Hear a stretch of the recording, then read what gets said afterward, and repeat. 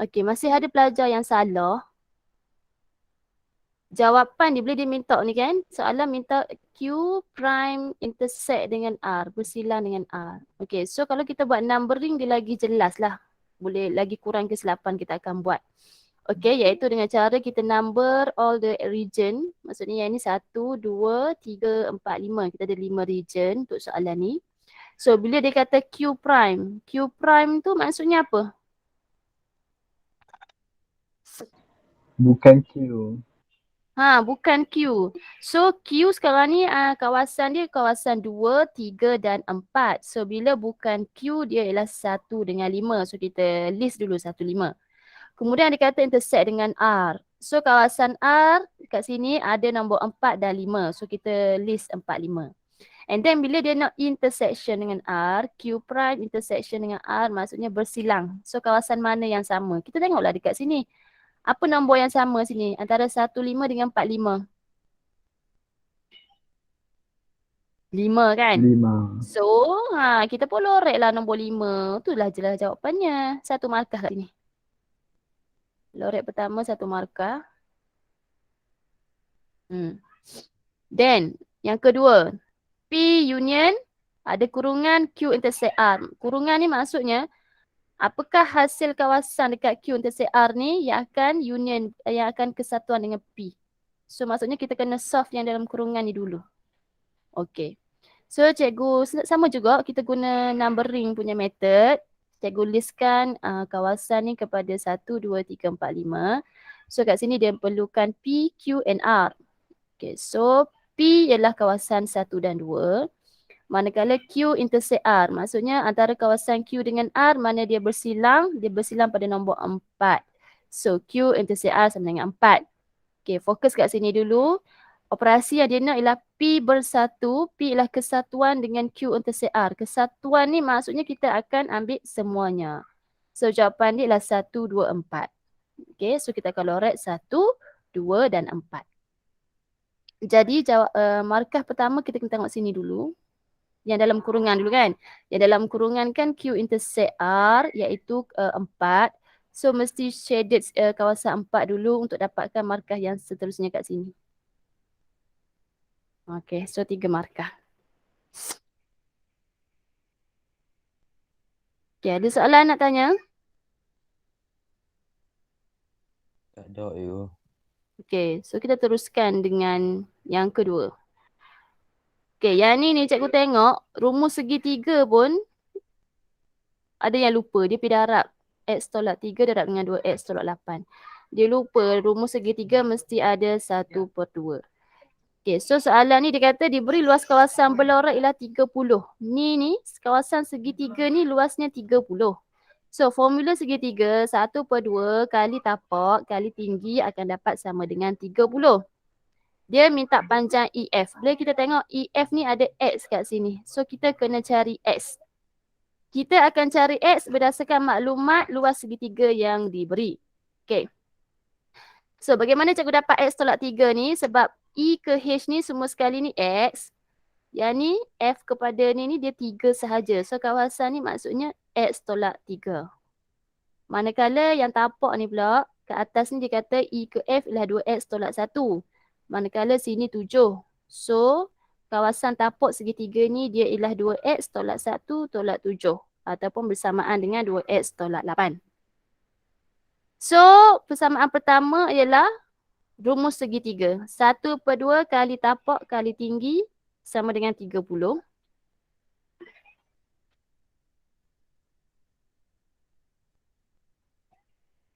Ada apa ni? Tunggu cikgu approve.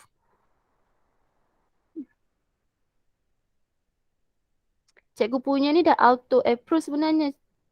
Cikgu guna email biasa. Cikgu punya ni kan, email apa-apa pun dia akan auto approve. Pula suruh dia tekan sekali lagi. Sebab tak naik apa-apa pun. Kejap yang lain.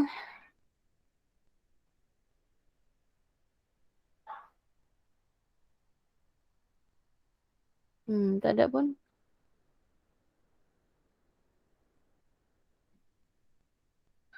Okay, kita continue sekejap. Okay, so persamaan ni, cikgu 2 ni, cikgu buat pergi sana. Okay, sebab nak hilangkan pecahan tu. So 2 darab 30 jadi 60. Yang ni 2x tolak 8 ni darab dengan x tolak 3, expand lah dapat macam ni. Okay. So jadikan dia persamaan kuadratik am. Persamaan kuadratik am tu maksudnya sama dengan kosong lah. Okay. Sama dengan kosong. Lepas tu persamaan kuadratik kamu ni, kamu ramai yang daripada sini terus buat macam ni. Kemudian cikgu tulislah kat tepi tu tak tally. Maksud tak tally cikgu ialah apabila x kali x dapat x kuasa 2. Tapi bila cikgu tengok di persamaan ke atas dia ialah 2x kuasa 2. Nampak tak tally tu? Jadi apa yang perlu kamu buat ialah kamu kena ringkaskan persamaan 2x kuasa 2 kamu tu kepada persamaan yang paling ringkas. Okay? Maksudnya yang ni kamu dapat daripada kalkulator 2 kurungan ni, cuba expand balik. X darab X ke X kuasa 2, X darab 2 dengan X darab negatif 9 ni akan dapat negatif 7X. Negatif 9 darab positif 2 akan dapat negatif 18. Persamaan sini baru ada markah ni. Yang ni, barulah kurungan ni dapat markah. Okay. Lepas tu,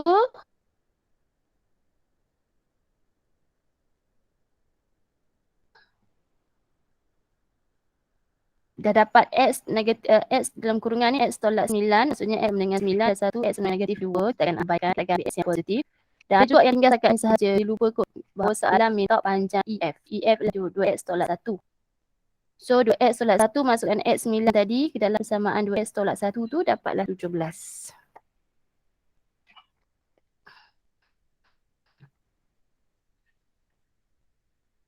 Okay, so yang pemarkahan dia cikgu bagi untuk yang betul lah. Untuk yang betul atas ni pun cikgu dah bagi. Maksudnya dia tahu kaitkan 30 ni dengan rumus segitiga.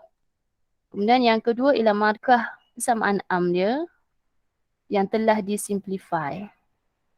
Yang ketiga pemfaktoran, yang keempat ni 17 ni.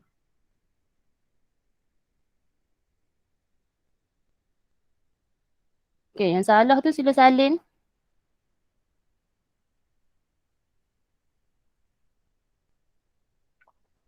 Kita tunggu kawan salin tu ada apa-apa nak tanya, sila tanya.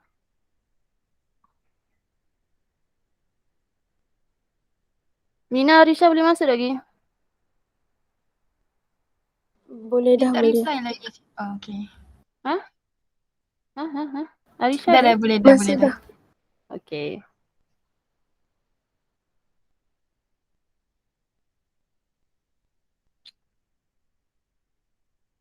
Okay. Dah salin belum?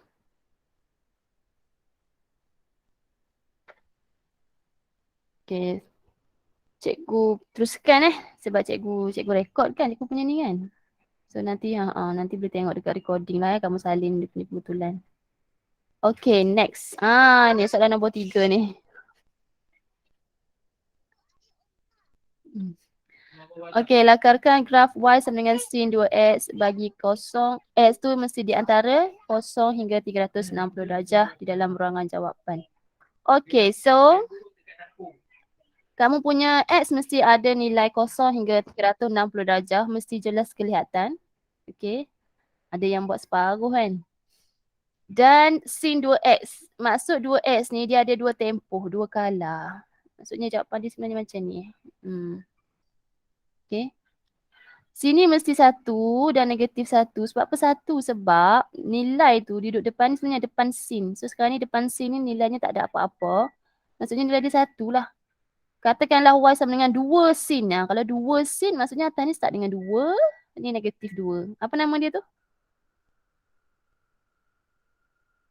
Apa term dia? Tinggi ni? Amplitude. Yes. Pandai, amplitude. Okay.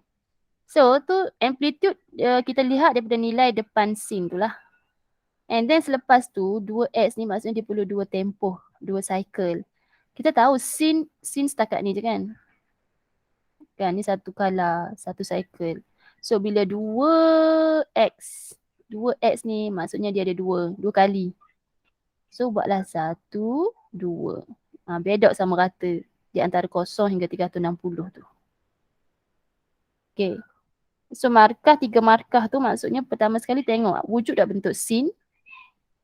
Kedua tengok amplitude ni betul ke tak. Ketiga tengok dia punya ni skala ni sehingga 360. Okey, cikgu nak tegur sebenarnya untuk pemarkahan kali ni cikgu tak berapa strict sangat. Sebenarnya ada certain kamu yang sepatutnya tak boleh diberi markah sebab lukisan scene-nya tak cantik. Dia macam ni. Scene dia macam ni. Macam mangkuk gitu. Tu macam mangkuk. Dia tak, dia bukan macam ada macam flat line sini, tak boleh. Dia macam macam cakap bila dah ke muncak tu sentuh one point terus turun. Dan dia juga tak boleh tajam macam ni, tak boleh. Tajam, tak boleh. Curve sangat tak boleh, panjang sangat tak boleh. Dia just nice. Okay. Okay, faham tak ni? Faham. Okay. Faham, bagus. Mana? Okay lah. Next ialah, lepas tu lukisan tu kalau boleh jangan pakai pen, pakai pensel. Ada yang pakai pen. Ikutlah kita tersilap tangan boleh padam pakai pen je comot lah kan. Dan kalau nak selamat, satu ni buat macam ni. Bagi dia, maksudnya kalau kamu rasa scene kamu tak kemas kan, tapi kamu nak bagi tahu kat pemeriksa yang amplitude ni kena dekat nombor 1. So buat garisan putus-putus ni. Okay, pemeriksa fahamlah yang kamu nak lukis amplitude tu 1 dengan -1 kat bawah ni. Okay, sampai hujung yang buat Bawa sampai hujung. Macam tu. Okay. Boleh? Boleh cikgu. Okay, nombor 4. Ramai salah soalan ni. Sebab selalunya kita buat latihan dia macam persamaannya agak direct kan. Ni dia macam banyak benda. Banyak kona-kona. Okay. So kena faham dulu soalan. Cerita dia bahawa sebuah syarikat menghasilkan 2 mesin pencetak X dan Y. Pada tahun 2020, keuntungan yang diterima ialah 450,000. So kita perlu sediakan satu algebra untuk menunjukkan keuntungan mesin pencetak X dan keuntungan mesin pencetak Y. So cikgu akan guna XY. Okay. Macam cikgu selalu kata, kalau algebra ni kalau kita nak wakilkan sesuatu benda tu dengan pun boleh ubah, kena declare dulu, kena bagi tahu pemeriksa X kamu tu apa, Y kamu tu apa. Okay. Kenapa 2019, 2020 kak? Betul tak? Silap ni. Dah tahun 2020.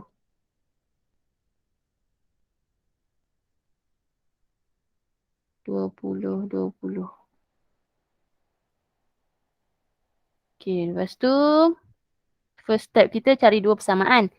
So yang tadi dah ada cakap tadi, keuntungan yang diterima hasil jualan kedua-dua mesin pencetak ialah 450,000. So X plus Y ialah 450,000. Dah ada yang ni pun dah ada marks. Okay. Alright, yang ni yang tricky part dia. Dikata pada tahun 2021, keuntungan yang diterima hasil jualan mesin pencetak X meningkat sebanyak 30%. Okey, bila meningkat 30%, maksudnya dia jadi 130% untuk daripada keuntungan yang 2020 punya. Kan, ni X ni dah keuntungan yang 2020 punya. Kemudian, keuntungan daripada jualan mesin pencetak Y menurun sebanyak 5%. Kalau menurun, maksudnya dia 95% lah. 95% dari Y. Y tu apa? Keuntungan mesin pencetak pada tahun 2020. Sini pun dapat 1 markah. Okay. So, 130/100 dia sama macam 1.3. 95/100, 0.95. Okay. Lepas tu kita nak guna kaedah penggantian. Cikgu ambil X tambah persamaan pertama ni, cikgu ambil dia punya X. So ini pun dapat markah kat sini. Okay, kemudian kamu ganti masuk X ni ke dalam equation yang kedua untuk mencari Y. Okay. untuk mencari Y dapat Y RM250,000. Tapi ni ingat inilah keuntungan pada tahun 2020. Y tu. Y keuntungan mesin pencetak pada tahun 2020. And then X pula kita dah masukkan dekat sini. Kita kan dah buat tadi equation X sama dengan 450,000 tolak Y. So Y dah dapat 250,000. Tolak maka X ialah 200,000. 200,000 ialah keuntungan mesin pencetak X pada tahun 2020. Ia masih belum lagi jawapan akhir sebab soalan minta cari keuntungan yang diperoleh pada tahun 2021. So yang ni cikgu tersilap ni 2021. So kita kena kira lah untuk 2021 tadi dia kata meningkat 130%. So ambil balik. 130% ni darab dengan keuntungan X yang kita dapat tadi ni 200,000. So pada tahun 2021 mesin pencetak X untungnya 260,000. Manakala untuk Y dia kata menurun 95% tu 0.95 punya keuntungan iaitu 250,000.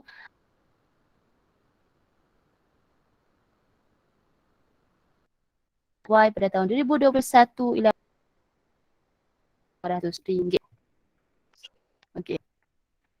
Kebanyakan kamu buat ni satu, lepas tu second question ni dah tak buat dan ada juga yang buat setakat dapatkan SY sahaja. Mungkin dia tersilap tak baca soalan penuh ke. Tapi kalau dia buat setakat tu hanya dapat 3 markah je lah nah. Sebab 2 markah yang terakhir tu duduknya dinilai 260,000 dan 237,500 ni. Ada soalan tak?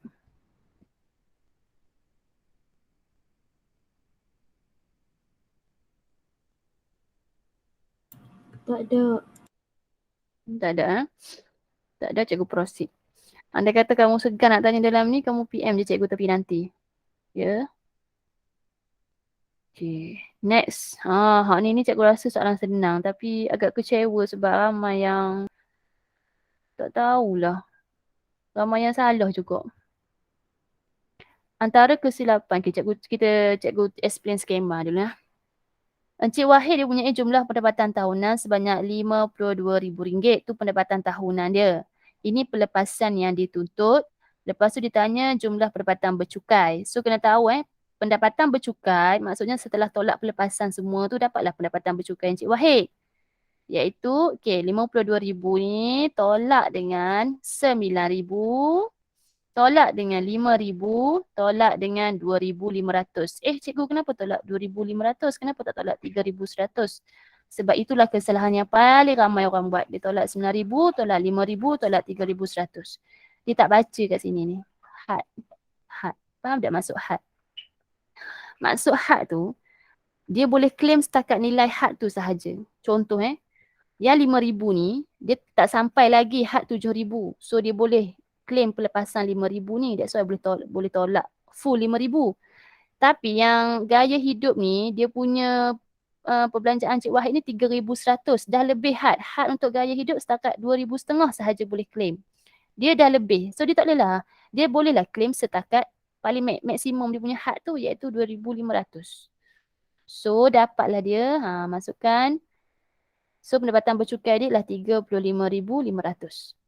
So dia tanya, adakah beliau layak mendapat rebate? Tak layak lah. Sebab pendapatan dia melebihi RM35,000. Kat sini 4 markah. 1 working, 1 answer ni. 1 tak layak ni. 1 pendapatan bercukai dia punya reason.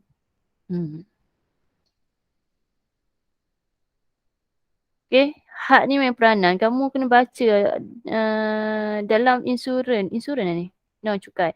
Dalam cukai ni kita tak semestinya boleh claim banyak-banyak benda ikut pembelanjaan kita. No, dia ada had-had dia lah. Okay, kena alert yang tu. Okay.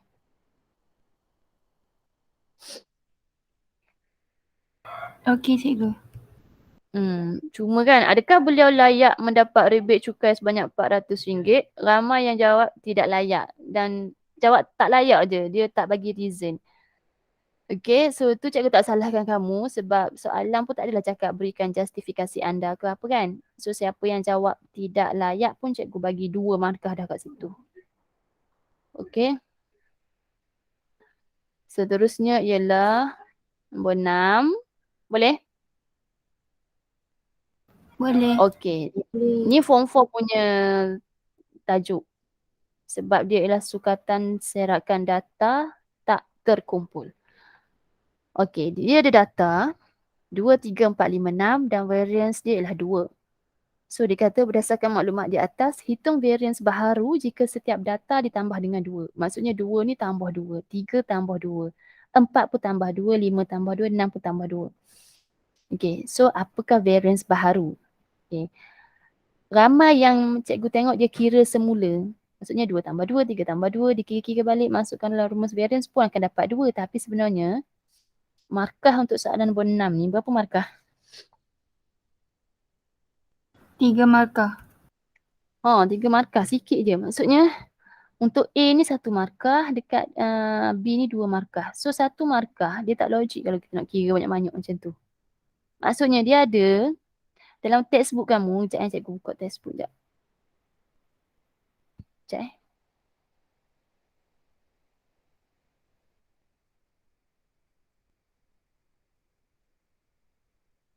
buku teks matematik tingkatan 4. Nampak? Tak nampak? Tak nampak Oh ada, sekejap. Kita buka lagi. Nampak tak? Nampak. Cikgu tengah buka buku teks. Okay. Muka surat 228 muka tak silap. 228.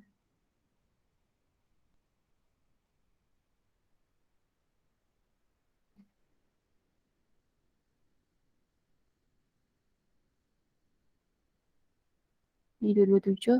Okey yang ni. Tidak ada perubahan nilai sukatan serakan apabila setiap syarapan dalam suatu set data ditambah atau ditolak dengan suatu pemalar. Okey. Nilai sukatan serakan yang dimaksudkan di sini ialah julat antara kuartil, sesiam piawai dan variance. So soalan kita ni ceritanya pasal variance. Jadi bila tengok nota ni dia kata kalau variance tidak ada perubahan nilai jika suatu set ditambah atau ditolak. So sekarang ni cerita kita setiap data ditambah dengan 2. Jadi maksudnya variance berubah ke tidak? Tidak berubah. Tidak. Ya, tidak. Dia akan kekal sebagai 2. Okey. Kalau soalan okta dia kata ditolak dengan 2, jawapan dia pun still 2. So kamu letak je lah nombor 2. Okey. Now, apa yang akan berlaku kalau dia didarab dengan 3? Okey, darab dengan bahagi dia ada special sedikit. Dia akan berubah nah. Okey, tengok yang darab. Kalau darab, kalau setiap data kita didarab dengan K. So, julat baharu kita ialah julat asal darab dengan K itu. Okey. Julat antara kuartil pun sama. Kalau setiap data darab dengan K, maka julat antara kuartil yang asal tu darab dengan K. Okey. Sisihan piawai pun sama. Sisihan piawai asal akan darab dengan K untuk dapat sisihan piawai baru. Cuma variance, K tu kena kuasa 2. Variance lama kita, variance asal kita darab dengan K kuasa 2 akan dapat variance baharu. Okey. Tu darab. Kalau bahagi, untuk julat, ambil julat asal bahagi dengan data baru K tu, dapat julat baharu. Julat antara kuartil pun sama. Julat antara kuartil asal bahagi K. Sisihan piawai pun sama. Sisihan piawai asal bahagi je dengan K. Tetapi variance, kena ambil variance asal bahagi dengan K kuasa 2. Okay. So soalan kita darab tadi. Maksudnya variance asal kita kena darab dengan K kuasa 2. Okay, mari kita tengok K tu apa. Jadi sekarang K tu ialah 3. Inilah pemalar yang didarab kepada setiap data ni. So kita tak perlulah nak darab jadi banyak kerja. Kita just ambil variance asal dia iaitu 2. Darab dengan K dia. Pemalar yang kita darab dalam setiap data tu. Iaitu 3 kuasa 2. Terus dapat jawapan 18.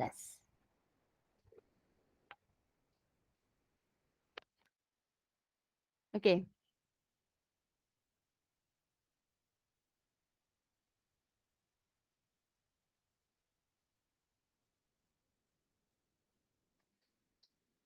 Okey tak? Benda ni baru pertama kali tengok ke macam mana?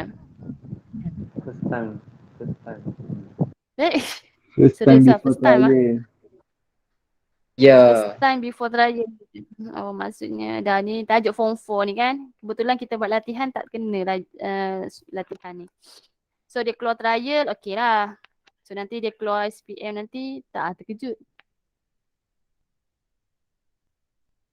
Okey, lepas tu teruskan Okey, yang ni. Yang ni memang most of kelas cikgu 5A 5D ni betul. Cikgu ingat lagi siapa jawab ni dalam dewan itu. Adib ke? Ke Alip Tak ingat. Pasal kontrapositif. So, nasib baik tanya kan. Alip. Jadi ramai yang Adib. Ramai lah yang betul. So ni lah jawapan yang betul dia. Ingat cikgu ulang balik kontrapositif ni. Kita inversekan benda ni. Maksudnya jika kalau inverse dia jadi jika 9 tambah 7 darab 6 sama dengan 96 maka 7 darab 6 sama dengan 42. Kan kita terbalikkan dia kalau inverse. Kontrapositif ni maksudnya inverse tu tapi bukan kita nafikan inverse kita punya statement inverse tu. Maksudnya dia jadi letak saja tak sama dengan 96. Tapi cikgu ada certain pelajar cikgu rasa dia tahu dia nak bagi tahu dia bukan tu dia pergi tulis bukan. Jika bukan tu dia spell B-U-K-A-N. Jika bukan 9 tambah 7 darab 6 sama dengan 96 maka bukan 7 darab 6. Tak boleh macam tu. Sebab dia matematik kita ada bukan tu untuk sama dengan slash. Okey. Maksudnya cikgu tahu student tu bukan dia tak tahu, dia tahu cuma nak tulis jawapan tu. So lepas ni harap dia ni lah. Tak boleh. Yang ni kan soalan ni tajuk apa mathematical. Apa nama tajuk dia? Tak ingatlah tajuk ni tapi form 4 kan. Dia memang penandaan dia sangat ya penakulan logik. Dia pemarkahan dia macam dia sangat detail lah. Dia tengok satu-satu macam tu. So tak mau buat silap. Kita jangan menambah perkataan baru dekat pernyataan tu. Macam tu. Okay. Lepas tu yang B ni kamu kena fahamkan tau. Premis 1, premis 2 dengan dia punya kesimpulan kena fahamkan apa yang nak cakap sebenarnya. Okay, premis 1 ni introduction. Dia kata jika suatu set tu ada X unsur maka dia akan ada 2 kuasa X subset. Okay. Premis 2 ni maksudnya dia dah terperinci kan sedikit. Apakah set ataupun apakah unsur yang terlibat. Kesimpulan dia akan simpulkan daripada set premis 1 dengan premis 2. So, bila kita tengok kesimpulan, dia kata set A mempunyai 2 kuasa 6 subset. So, dia sebut set A, dia sebut 2 kuasa 6. Benda-benda ni sebenarnya kita kena nyatakan di premis 2. Premis yang mana kita dah detailkan kita punya pernyataan berbanding dengan premis 1 tadi. Okay, sebab kesimpulan ni dia tak akan tambah wording baru tau tak. Dia mesti ambil word daripada premis 1 dengan premis 2. So jika kita perhatikan set A ni tak dinyatakan lagi dalam premis 1. Maksudnya set A tu dia akan nyata dalam premis 2.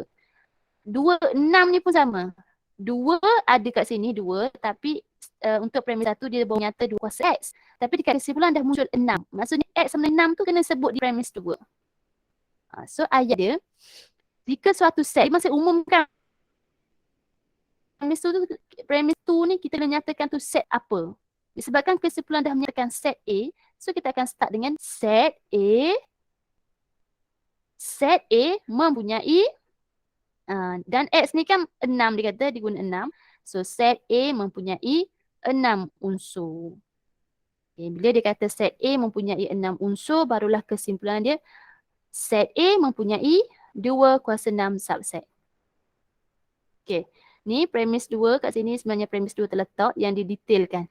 Jika suatu set mempunyai X unsur, So premis 2 dia kata tadi, cikgu kata tadi set A mempunyai 6 unsur. Sini maka ni sebenarnya kesimpulan dia. Maka ia mempunyai 2 kuasa X subset. Kesimpulan dia set A tadi tu mempunyai 2 kuasa 6 subset. Okay, boleh faham tak? Cikgu, Ya. boleh. Kalau saya buat X sama dengan 6, Tak boleh sebab kamu tak nyatakan set tu. Betul tak? Kamu hanya nyatakan X sama dengan 6. Dia sepatutnya, ya. Dia sepatutnya set A dengan 6 tu kena both sekali, adik. Adik bukan tadi. baik. Siapa panggil cikgu tadi? Suara girl tadi. Saya. Kenapa? Saya nak share apa ni? Saya punya teknik kalau nak jawab soalan macam ni. Boleh? Syamina Saya ni? label, ya Syamina. Okay. Saya guna label ABC. Okay, jap cikgu padan cikgu punya dulu. Okay. Dia tengok teknik Mina. Okay, ABC. A kat mana? Kan dalam setiap satu baris tu kan ada dua benda kan. Jadi jika suatu set mempunyai X unsur tu ialah A.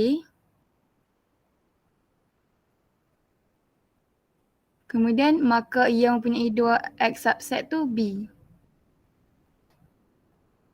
Kemudian kalau tengok balik kat premis 2 tu, dia akan ada 2 benda juga kan. So jadi A, B, C. Satu informasi C.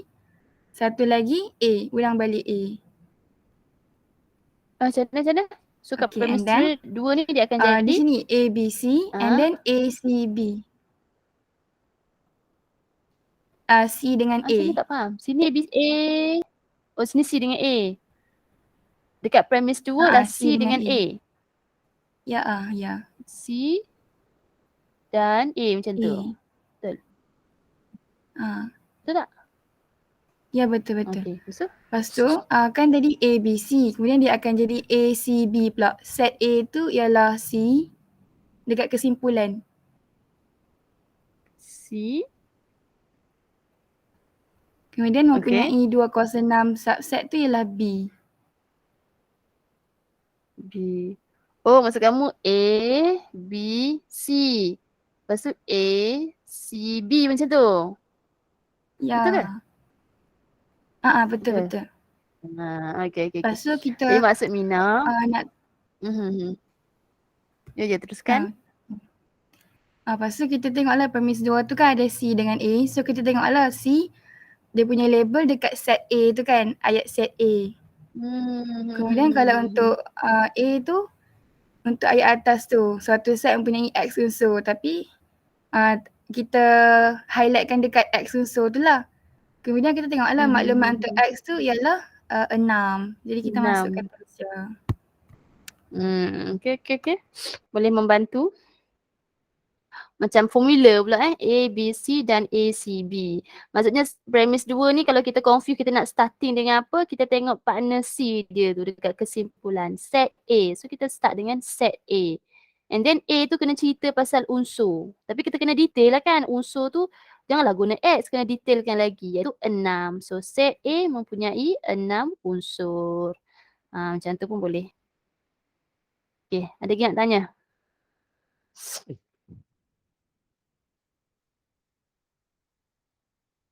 Tak ada. Okay, kalau tak ada kita terus. Okay, terus kepada C. Yang ni. Okay, yang ni satu markah. Yang ni equation sebenarnya ialah 4 N kuasa 2 tolak 2. N ni kamu nak guna X pun boleh. Tapi kat sini pun kena guna X. Okay, maksudnya variable sini dengan sini mesti sama. Okay, satu cikgu nak tegur. Ada juga yang buat macam tiba-tiba main nombor 2 kat sini. 2 sama dengan 4N kuasa 2 tolak 2. Sepatutnya dalam SPM salah. Sebab dia macam fokus dekat nombor 2 sahaja. Sedangkan formula ni untuk nombor 2, 14, 34, 62, and so on. Depends on the value of N kan. So jangan tulis apa-apa. Terus tulis formula and nyatakan nilai-nilai N yang terlibat. N pula ada 2 jenis N sahaja, iaitu sama ada N sama dengan 1, 2, 3, 4 ataupun N sama dengan 0, 1, 2, 3, 4, dot. Okay, ini sahaja jawapan N yang boleh diterima. Ada yang buat N 1, 4, 9, 16. No, tu tak boleh. Okay. N cikgu nak ingatkan titik ni mesti lebih daripada 3 nah. Lebih daripada 3. Yang ini memang pemeriksa SPM inform kat cikgu. Mesti lebih daripada 3 barulah markah yang ni. N sama dengan 1, 2, 3, 4, dot ni barulah boleh markah. Okay, lepas tu. Apa lagi? Ada juga yang buat TN lah. Macam ni pula janjang pula. TN. Tak mau. Okay. Jangan tulis apa-apa. Lagi apa lagi kesalahan yang dibuat oleh kamu ni? Okay. Macam mana nak dapat 4N kuasa 2 tolak 2? Macam mana nak dapat 4N kuasa 2 tolak 2? Okay. Dia yang kita lihat formula ni duduk belah ni kan. Inilah jawapan. Jawapan kepada nilai-nilai N yang masuk. Maksudnya kalau N1, N sini dapat jawapan-jawapan ni. So masa kita nak buat general conclusion ni, kita tak payah tengok jawapan dia. Kita fokus dekat dia punya formula kat sini. So kat sini kita nampak dia maintain 4, 4, 4, 4. Okay, boh 4. Negatif 2 pun maintain. Negatif 2, negatif 2, boh negatif 2. So berubahnya tang ni. Okay. Yang berubahnya tang ni. Kamu kena ingat. N kamu tu, nilai yang kamu masuk sini mesti sama ada 1, 2, 3, 4 ataupun 0, 1, 2, 3 sahaja. So, kamu fikir nombor tu. Okay. Disebabkan sini 1. Okay, try lah fikir apa hubungan dia dengan nombor 1. 1, N yang pertama. Hak ni pula apa hubungan dia dengan N kita yang kedua. Yang ni pula apa hubungan dia dengan N yang ketiga. Yang ni pula N yang keempat. Okay. 1, 1. 2 tiba jadi 4. 3 nak jadi 9. 4 nak jadi 16. So kat sini pun dibagi 4. 4 jujukan nombor yang kita sebenarnya boleh nampak terus. Bahawa 1, 2, 3, 4 ni berlakunya kuasa 2. 1 kuasa 2 akan dapat 1. 2 kuasa 2 akan dapat 4. 3 kuasa 2 akan dapat 9. 4 kuasa 2 akan dapat 16. So N tu, N kita 1, 2, 3 tu kena kuasa 2. Boh kuasa 2 kat situ. Macam tu. Okay. Boleh? Boleh. Harap faham Okay, ni soalan famous lah ni. Okay, seterusnya yang 8 ni. Soalan 8 ni garis lurus. Kita ada dikata bahawa dalam rajah 8 O ialah asalan. O sini asalan maksudnya titik 00. Titik P, Q, R dan S menunjukkan lokasi kedudukan kemah di sebuah tapak perkhemahan. Garis lurus PQ adalah selari dengan SR. Selari buat tanda macam ni. Okay. So bila selari kita tahu kecerunan sama antara PQ dengan SR. Okay, dah faham soalan. Seterusnya diberi bahawa skala ialah 1 unit sama dengan 2 meter. Dan jarak kedudukan kemah Q dan kemah R ialah 20 meter. Q dengan R 20 meter. Itu jarak sebenar dia. Tapi jarak dalam peta ni 2 meter bersamaan dengan 1 unit. So kalau 20 meter berapa unit?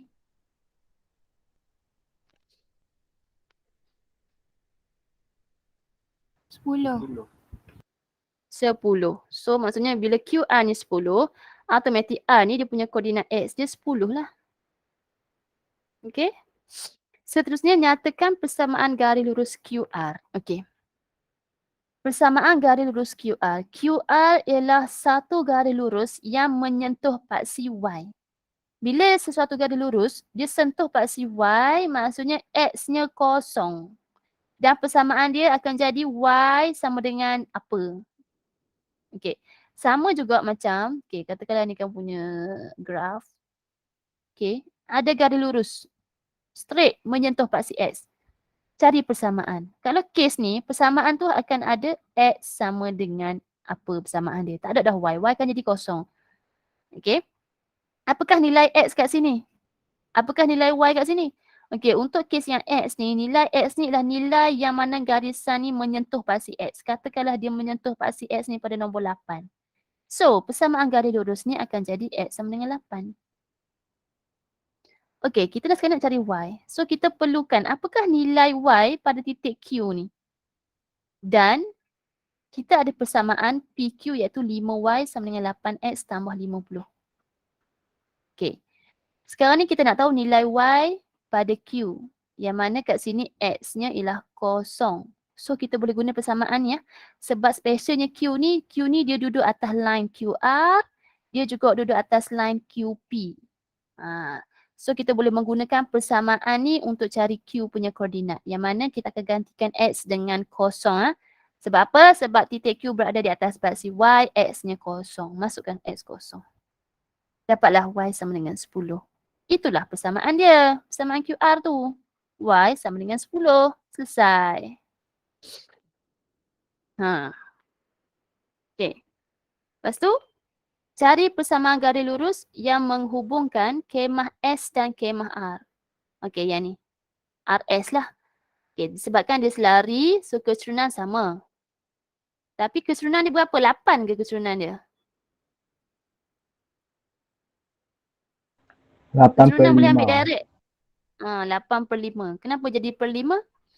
Sebab kalau kita nak dapatkan keserunan, kita kena bagi Y ni duduk single, duduk seorang-seorang. So 5 ni kena alih pergi sana.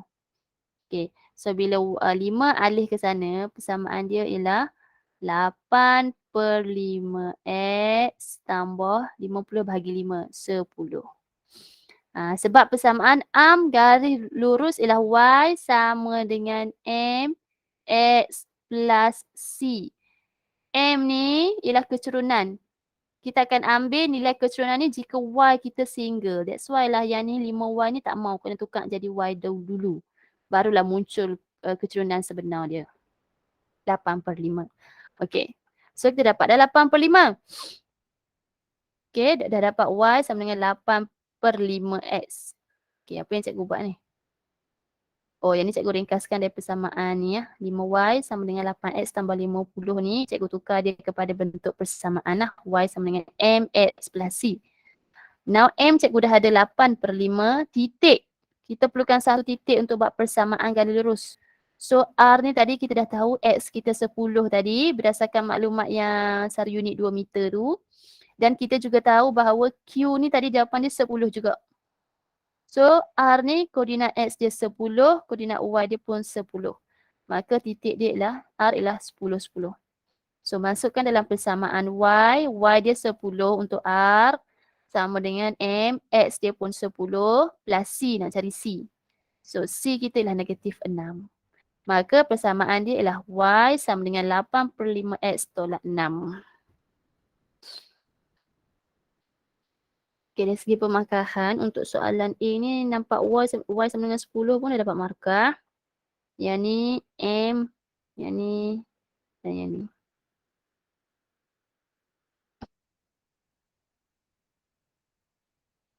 Okay.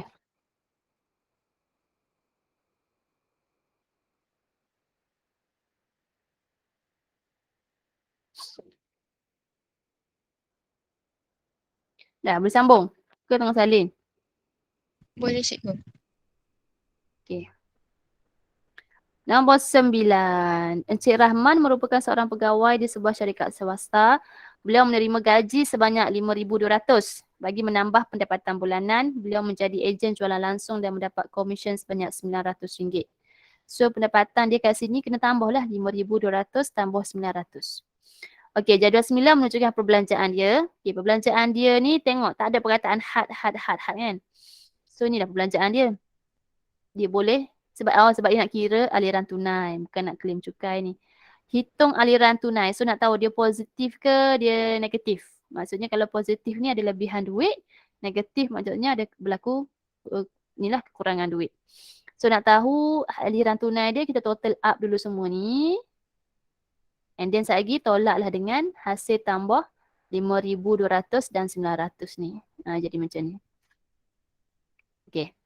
5,200 tambah 900 ni pendapatan dia. Yang belah kanan ni semua perbelanjaan dia. So, dapatlah lebihan duit dia 2,150. Okay. Sini ramai betul. Tapi cuma ada juga yang cara kira betul jawapan salah sebab salah tekan kalkulator. Sayanglah tu. Seterusnya soalan yang B. Encik Rahman mahu membelikan sebuah kereta terpakai untuk anaknya dengan harga RM35,000. Dia akan menggunakan wang tabung simpanannya sebanyak RM5,000 sebagai wang pendahuluan dan bakinya tu maksudnya RM30,000 lah kan. Tolak RM35,000 tolak RM5,000 ialah RM30,000. So RM30,000 itulah yang dia akan bayar dalam masa 7 tahun yang mana dia akan buat pinjaman dengan bank. Okey, kadar faedah sama rata yang akan dikenakan oleh bank ialah sebanyak 3.7%. Adakah dia mampu untuk membelikan kereta kepada anaknya? Beri justifikasi jawapan anda. Justifikasi tu maksudnya kena kira, tunjuk working yang menunjukkan ada lebihan duit ke, yang menunjukkan mampu ke tidak Encik Rahman tu nak beli kereta ke anak dia. So kita kena kira dengan pinjaman bank masa 7 tahun dengan persen 3.7% tu berapa bulan-bulan Encik Rahman kena bayar. Okay, so working dia macam ni. RM35,000 ni harga kereta tolak dengan RM5,000 sebab dia dah bayar deposit RM5,000, duit muka RM5,000. So ada lagi balance RM30,000. RM30,000 ni lah cerita dia nak buat dengan pinjaman dengan bank. So formula yang kita akan guna ialah formula ni, P plus PRT. P tu prinsipal RM30,000 plus dengan RM30,000. R ni dia punya apa? Persen ni apa dia panggil? Apa dia? Kadar faedah. Kadar faedah. Rate kan? Rate. 3.7% darab dengan T time 7 tahun. Okay, so maksudnya kat sini sepanjang 7 tahun tu dia kena bayar RM37,770. Okay, now kita nak tengok bulan-bulan. So 7 tahun ada 84 bulan. So bahagi dengan 84, maka sebulan Cik Rahman perlu bayar 449.64. Bila kita tengok compare ke atas ni, aliran positif dia ada balance duit bulan-bulan dia RM2,000. So dia mampu lah kan sebab kereta ni setakat 449.64. So Encik Rahman mampu membayar asuran kereta untuk anaknya kerana dia mempunyai aliran positif iaitu 2150.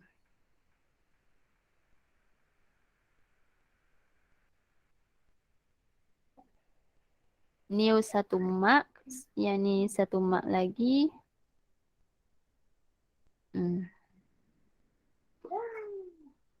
Ada yang dah kira betul tapi dah tekan kalkulator dah dia jadi ni. 71 hilang. Jadi 377 kosong. Lepas tu dia fake lah sini. Lepas tu dia careless lah. Aduh, careless ni macam mana tak nak elak careless. Kena check. Maksudnya lepas buat tu cuba check lagi sekali. Curi masa check. Tapi itulah sekali kamu kata cikgu nak buat soalan lain pun tak done. Kan? Ni lagi nak check. Tapi itulah macam praktis lah. Kita kena praktis buat dalam masa 2 jam setengah tu. Kena ni. Kena buat cepat and boleh check. Kita kena praktis benda tu. Okay. Ada nak tanya apa-apa tak? Tak ada. Okay. Formula ni memang diberi dalam soalan kan. Dia duduk di nombor. Kejap. Dia dekat. Nombor dan operasi formula yang ke-7. Jumlah bayaran balik. Okay, sebab kamu tengok rumus yang kat depan tu. Okay, nombor dan operasi 1, 2, 3, 4 indeks 5, 6, 7 mengenai kewangan. Jadi soalan kita ni ialah formula yang ke-7. Kita nak tahu jumlah bayaran balik kita dekat bank. Okay. Proceed. Nombor 10 ni.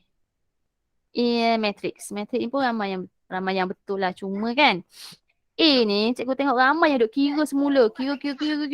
Okay, dapatlah M negatif 5, M 4. Sedangkan 10A ni sebenarnya kita tak perlu kira. Kita tengok saja kita tahu jawapan dia apa. Kenapa macam tu? Okay, tengok sini. Ini matrix C. Ini matrix D. Dia kata CD tu dapat identiti. Maksudnya apa? Kita akan dapat identiti bila suatu matrik darab dengan songsangannya sendiri. Kita akan dapat identiti. Maksudnya kat sini, ini matrik C dan D ni sebenarnya ialah songsangan kepada C. Okey? D ni ialah songsangan kepada matrik C. Dan M dan N yang dia nak cari lah dalam kurungan ni. Kurungan ni kan kamu tahu kan? Kalau 2 negatif 5, kalau songsang, dia akan berubah tempat sahaja. That's why lah 2 ni main duduk tang ni.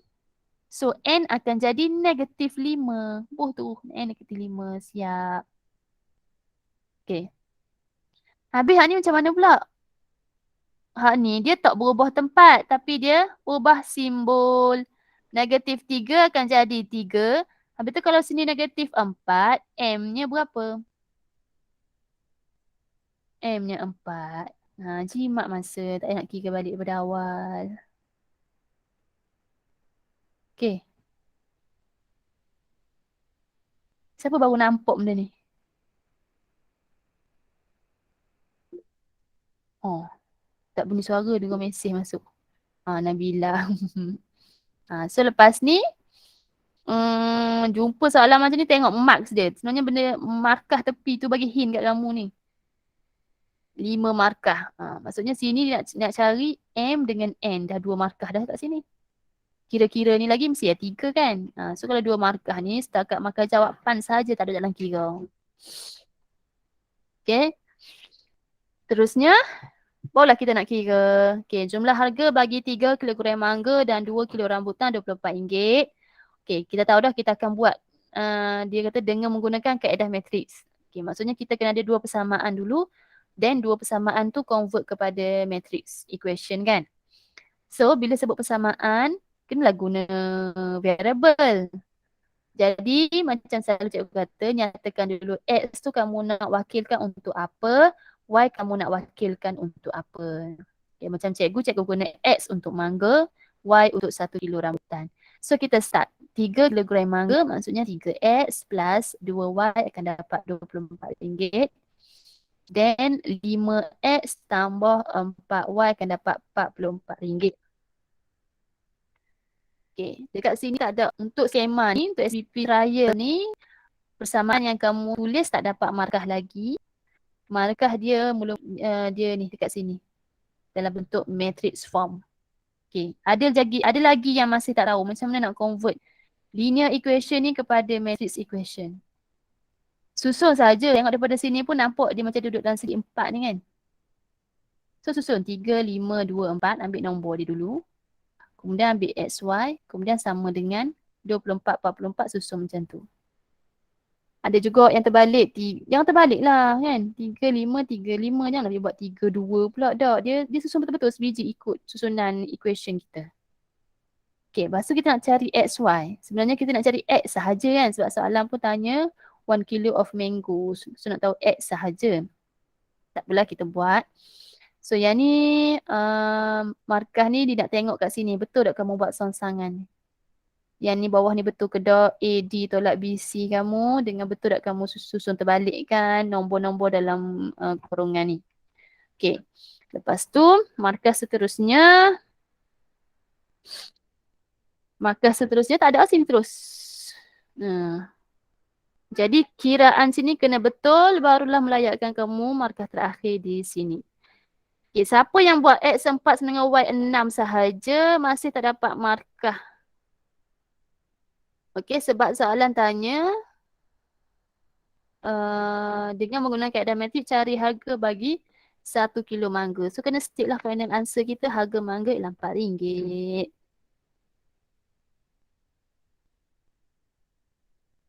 Okey, yang ni tahu kan? Macam-macam cara cikgu tengok kamu buat nak dapatkan jawapan tu. Tapi dia cara yang sebetulnya macam ni lah. 2 kurungan ni darab dulu. So 4 darab 24 tambah negatif 2 darab 44. Lepas tu untuk line bawah ni pula negatif 5 darab 24 tambah 3 darab 44. Selesaikan dalam kurungan ni barulah 1/2 masuk 8 dapat 4. 1/2 12 dapat 6. Okay, so kita state final answer kita harga mangga RM4. Okay, ada soalan nak tanya?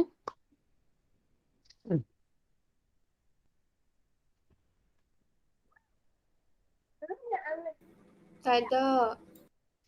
Okay, tak ada. Kita teruskan dengan bahagian B. Bahagian B ni sebenarnya lagi boleh cikgu explain lagi, kamu kata senang je rupanya. Okay, kita ada gelung, graf graf ada gelung dan tepi. Dan berbilang tepi. Gelung yang mana gelung? Ni ada? Gelung yang ni tau. Ni gelung, berbilang tepi ni maksudnya QS. QS ni ada banyak kan? Q nak pergi S ni ada banyak tepi. So namanya berbilang tepi. So soalan pertama dia tanya set tepi. Set tepi kena nyatakan semua tepi yang ada. So nak list down tu, kira dulu ada berapa line ni? 1, 2, 3, 4, 5, 6, 7, 8, 9. Kamu akan ada 9 benda dalam set tepi kamu. 9 line. So line yang pertama PS. Yang kedua PS. Yang ketiga PR. Yang keempat PQ. B dah cerita P. Nak buat S pula. Yang keberapa dah tadi? Tak ingat dah. Sambung. SQ. SQ. SR. QR. Betul yang ni nak? Macam mana ni? Ini ialah RR. Okay. Cara tulis dia bila sebut set mesti tulis dalam tata tanda set. Nampak tu? PS. PS. Siapa yang buat SP pun tak apa sebab dia bukannya tunjuk anak panah kan. Kalau dia tunjuk anak panah wajib ikut anak panah tu. Ni dot. Dia gitu sahaja. So boleh tulis SP boleh, PS pun boleh. Tulislah. Cukup 9 tu. 1, 2, 3, 4, 5, 6, 7, 8, 9. Nak tahu betul ke tak? Betul 9 ni baru dapat 1 markah sini. Sebab senang. Tak payah tu yang bagi 1 markah je tu. Okay. Boleh? Boleh. Lepas tu dan yang perlu pula apa pula? Bilangan darjah. Bilangan darjah. Dan kita ada 9 sisi tadi, kita kali dengan 2 dapat 18. Ada formula dia ni kan? Kali 2. Dapatlah bilangan darjah. Selesai hak tu. Tengok soalan B pula. Okey, cerita dia Azizul ialah seorang penghantar surat. Setiap hari dia ditugaskan untuk hantar surat ke beberapa buah syarikat yang tertentu dengan menggunakan motosikal mengikut jarak minimum. Jarak minimum ni maksudnya jarak paling dekat lah. So jarak dalam kilometer dan laluan yang digunakan antara 6 buah syarikat ni lah. A, B, C, D, E, F. Okay, maksudnya A ni dia tak lalu lah. Yelah tempat sama. Kalau A ke B, 3 km. A ke C, 2 km. Tu maksud dia. So, berdasarkan jadual 11, lengkapkan rajah pada ruang jawapan dengan melukis graf pemberat. Graf pemberat, faham tak maksud graf pemberat tu apa? Okay. So, benda ni dapatnya dari jadual. Okay. A tak ada. Kalau A ada, kamu kena buat apa? Kena buat gegelung lah. Macam tu. Kalau A ada. Okay. Lepas tu, A, B 3. Maksudnya, A nak bagi B, buhlah pemberat dia 3. Faham tak gini? A ke C, 2. A pergi C, buh nombor 2. Seronok buat benda ni. Lepas tu, A, D tak ada, A ke E tak ada, A ke F tak ada. Buat B pula. B ke A tadi, kita buat dah 3 kan? B ke E pula. B ke E 2. B ke E, buh 2. Sambung. Last sekali dapat lagi ni. Jangan lupa buh pemberat. Sebab ni 2 markah. 1 markah kalau shape betul, dapat shape bini ni. Dan markah yang kedua, jika pemberat semua komplit. Ada 2, 5. Setiap tepi tu kena letak pemberat dia. Setiap tepi. Tertinggal 1, hilang markah tu. Okay. Boleh? Cikgu. Ya. Unit dia kena pilih tak cikgu? Tak payah. Unit tak payah. Tulis nombor je. Okay. Dan teori graf ni wajib pakai pembaris. Tak mau free hand tu lagi tak dapat markah. Benda betul tak dapat markah sebab teknik salah, tak pakai pembaris. Sayanglah. Okey, seterusnya lukis satu graf terarah.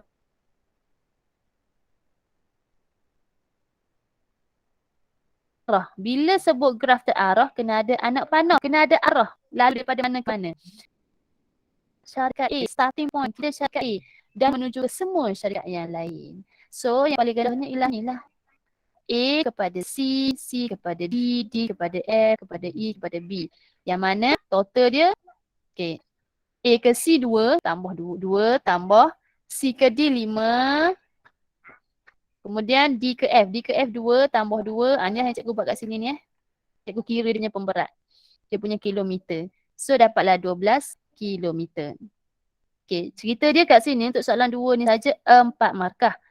Okay, markah pertama cikgu tengok shape. Betul tak lukisan macam tu. Markah yang kedua cikgu tengok arrow. Ada tak anak panah?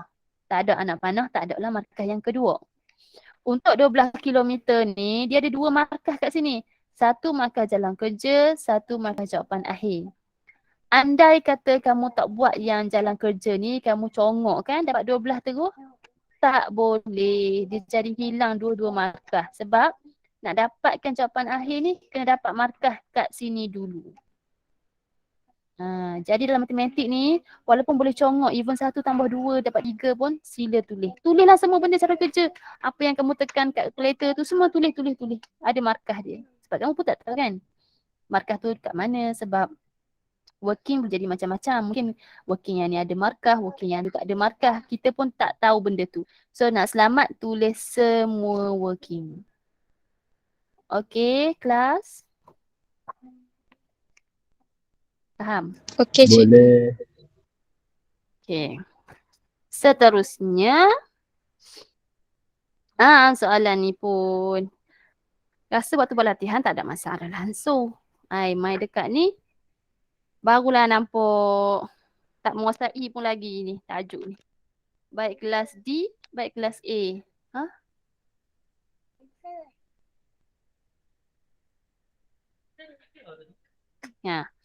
Okay. So ni ialah graf jarak masa. Jarak dalam kilometer. Masa dalam minit. Sebuah bas dan sebuah kereta. Graf OPQR ialah kereta. Mana OPQR? Okay, ni kereta. Graf MQN bas. Ni bas.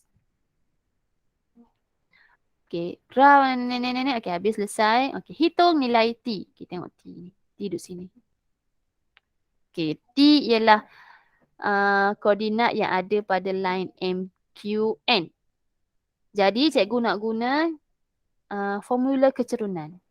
Kenapa cikgu nak guna formula kecerunan? Sebab titik-titik ni dia akan menghasilkan kecerunan yang sama. Sebab dia ada pada satu garis lurus yang sama. So M ni koordinat dia ialah berapa?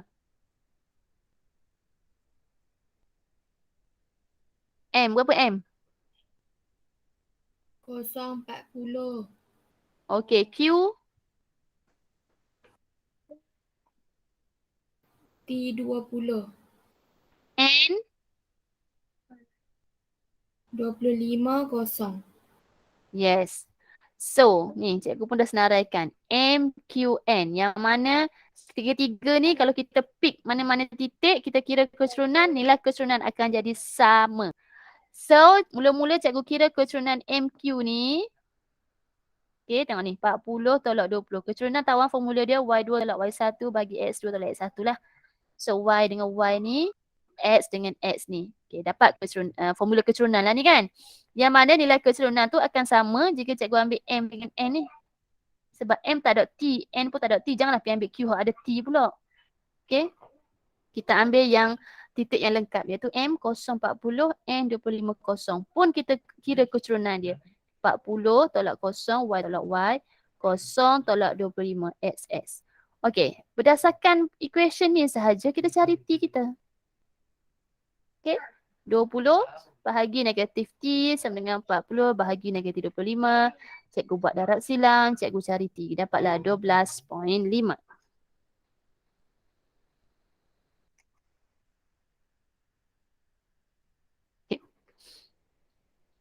Bila dah dapat T 12.5,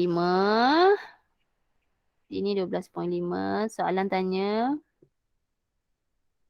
kereta tersebut berhenti seketika di stesen minyak. Dekat PQ ni dah dia berhenti. Nyatakan tempoh dalam minit kereta tersebut berada di stesen minyak dalam minit. So kita ambil saja 12.5 tolak 10. Dapatlah 2.5 kat sini. Untuk soalan B ni nampak 2.5 je dibagi markah. Okey, seterusnya. Hitung beza laju purata dalam kilometer per jam di antara bas dan kereta. Nampak tak unit yang dia nak? Kilometer per jam.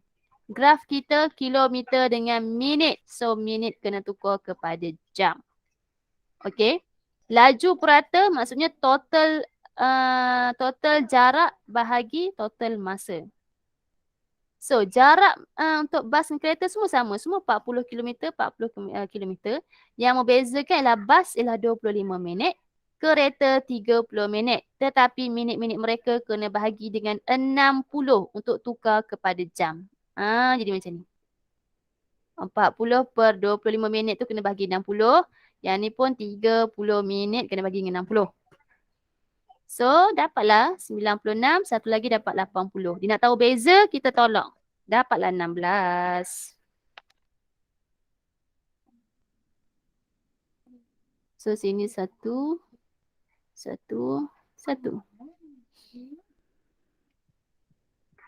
Okay. Lepas tu, sambung lagi. Sekiranya OP adalah laluan lebuh raya, adakah kelajuan kereta tersebut mematuhi had laju yang ditetapkan? Berikan justifikasi. Okey, tengok OP. OP kat sini. Kena kira dulu laju dia berapa. So, laju jarak bahagi masa. Jarak 20 bahagi masa 10. Tapi 10 ni 10 minit. Kita kena guna jam. So, 10 tu kena bahagi 60. Jadi macam ni. 20 jarak dia kilometer. Bahagi 10 minit kena bahagi dengan 60 tukar jam. So, dapatlah 120 km per jam. So, adakah dia mematuhi? Tidak. Sebab laju maksimum bagi laluan lebuh raya ialah 110. Dia pergi drive 120. Jadi, markahnya sini 1. Sini tidak. Macam tu. Okay. Macam cikgu baru ni pun ada saman guna bayar. Kesalahan tidak mematuhi had laju. Okay, ada soalan nak tanya? Di Contohnya sama bayar kawan. murah betul. Yes, sebab tu cikgu dah bayar dah pun. Bayar nak 30 ringgit ke 60 ringgit lah. Kena 360 ringgit kau bayar. Kamu kena tahu tau apa tu laju maksimum berapa lebuh raya 110. Katakanlah kamu tak sure, kamu jangan pergi hantamlah bus 90 dok. Kamu tak boleh apa-apa. Tidak, kerana ia tidak mematuhi kelajuan had laju maksimum lebuh raya. Buat macam tu daripada kamu hantam bus 90 ke 130 ke. Okay, buat macam tu lagi selamat. At least pemeriksaan tu bolehlah nak tolong. Sebab matematik ni kalau apa-apalah kan dalam exam apa yang kita tulis maksudnya kalau betul tak apa, kalau salah salah lah. Okay. Dah ni.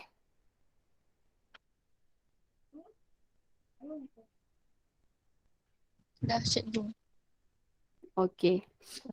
Kita teruskan kepada soalan yang ni. Soalan apa tajuk ni? Lukis-lukis craft ni tajuk apa? Tak ingat nama tajuk. Nama bab. Geometry coordinate. Ketersamaan graf. ML. Ketaksamaan apa? Graf Linear. Apa dia? Ketaksamaan. Kita Linear, pun dah tak linear. ingat. Linear. Orang putek pun tak bawa ni balik Terengganu ni. Okay, so soalan dia ni kita baca. Kena faham soalan. Sebuah kafeteria menjual dua jenis mi berperisa J dan K pada satu hari tertentu. Kafetaria itu menjual X mangkuk mi berperisa J. Dia guna dah variable dia X. Kita janganlah pergi tu.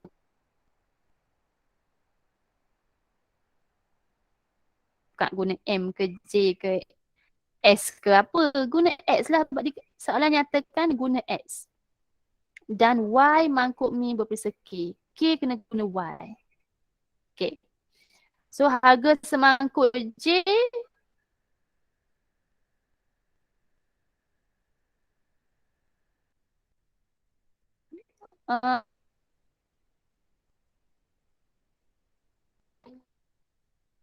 berperisa J yang dijual ialah selebih-lebihnya 2 kali bilangan mangkuk mi berperisa K.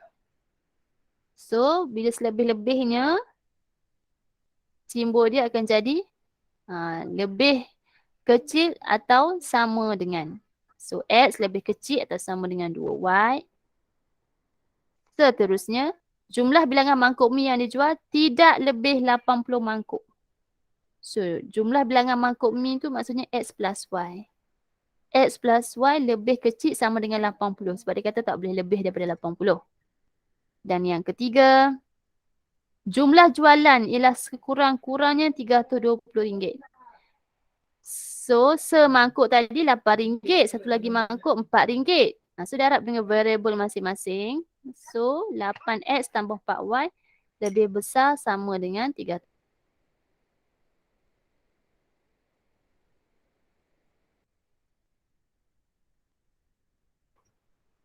Satu ni ada markah dia.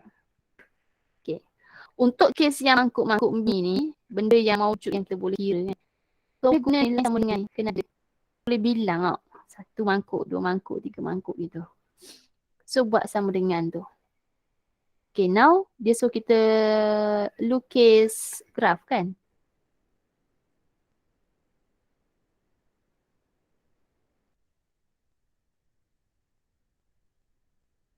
Dengan menggunakan skala.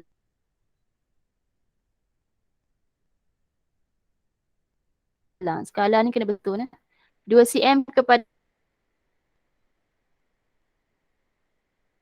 begini. Okay, first cikgu tengok skala kamu. Untuk X lebih kecil sama dengan 2Y ni, kalau dalam graf dia akan jadi X sama dengan 2Y lah.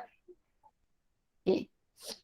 So, X sama dengan 2Y, dia ialah garisan yang ni. Okay. Maksudnya kamu dapatkan 2 titik yang, katakanlah kamu start X dengan kosong. So, kalau X kosong, 2Y ni akan jadi kosong juga. Okay, so starting point kamu X kosong sini.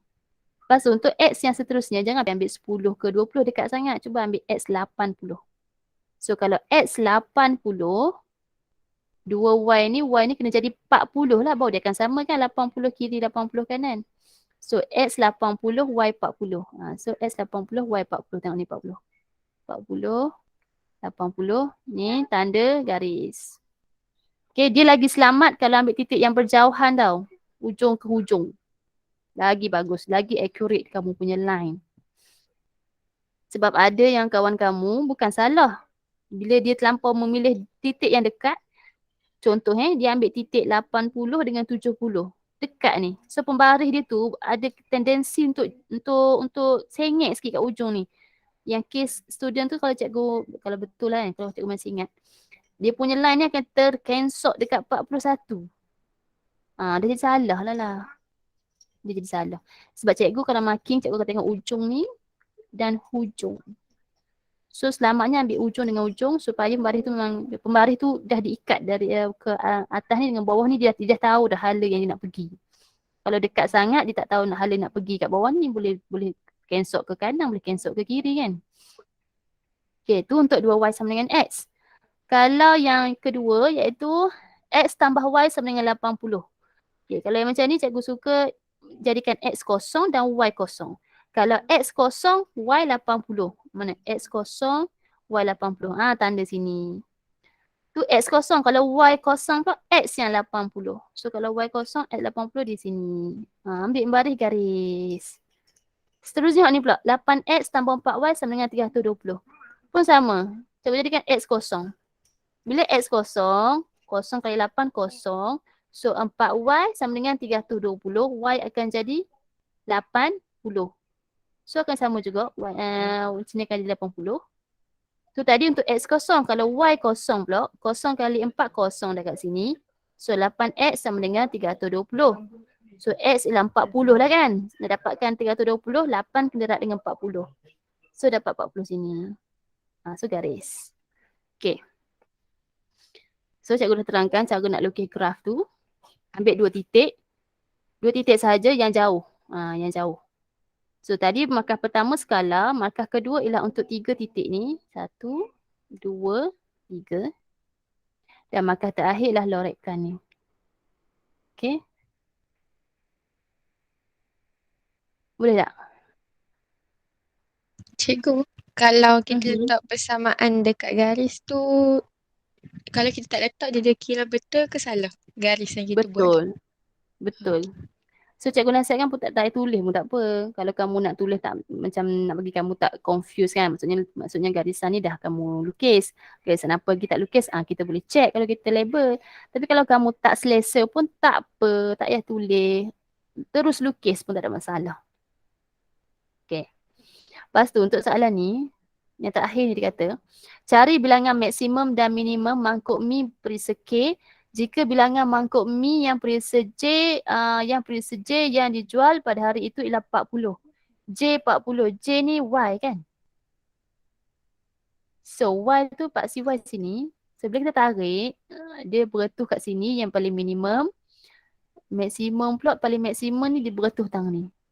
So kita bacalah. Untuk minimum dia akan jadi 20. Yang maksimum ni dia akan jadi 40. Tulis jawapan. Bilangan minimum 20, bilangan maksimum 40.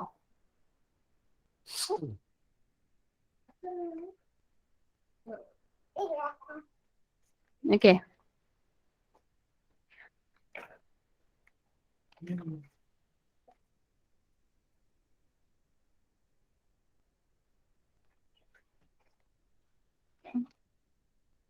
Alright, okay. Any questions? Tak ada. Okay, kita proceed kepada soalan 14. Jadi dia ialah soalan insurans yang mana Encik Mutu ni merupakan seorang guru yang berusia 39 tahun tidak merokok. So tengoklah dekat umur 39 tak merokok lelaki. Ni kan. Okay, lepas tu dia kata apa? Dia berhasrat untuk membeli satu plan insurans untuk dirinya. Okay. Jika Mutu ingin membeli polisi insurans bernilai RM260,000, hitung premium tahunan yang perlu dibayar. So ni ialah perlukan formula. RM260,000 ni ialah premium yang Encik Mutu hasrat untuk beli, plan insurans yang dia hasrat untuk beli. Bahagi 1,000 ni memang kita belajar, kalau kita nak tahu kena bahagi dengan 1,000. Kan betul tak? Dia ada nota sebenarnya kat bawah table ni. Sebab kat sini ayat ni, sorry bukan dekat table, dekat soalan. Jadual 14 menunjukkan kadar premium tahunan bagi setiap 1,000 nilai muka insurans. Setiap 1,000 tu yang kita bahagi dengan 1,000 kat sini. And then kita darab dengan yang kita tanda dekat table tadi ni. Dia 39 tahun, bukan perokok, lelaki. 1.48. Dapatlah 373.88. Sini 2 markah. Okay. Seterusnya. Lepas tu, Encik Mutu ingin membayar premium dalam amount yang lebih kecil. Maksudnya dalam setahun tu, dia nak bahagi, maksudnya untuk yang ni dia nak bayar dia punya insurans tu 6 bulan. Maksudnya 6 bulan sekali, 6 bulan sekali. Ataupun suku 4 kali. Bulanan sebulan sekali. So berdasarkan kadar premium ni, kadar premium ikut yang ikut kaedah tempoh yang dia nak. Hitung jumlah keseluruhan yang perlu dibayar oleh Encik Mutu selama setahun. Okay, so kita nak kira selama setahun juga. Jadi bila setengah tahun ni 53.50% lah, dia persen. Jadi kiraannya akan jadi macam ni. Okay. Yang sepatutnya dia ambil 373.88 ni kita akan darab dengan persen premium setengah tahun tu. Okay, 0.535 ni bersamaan dengan 53.50%. Okay. Dapat 200.03. Ni setengah tahun. Setengah tahun.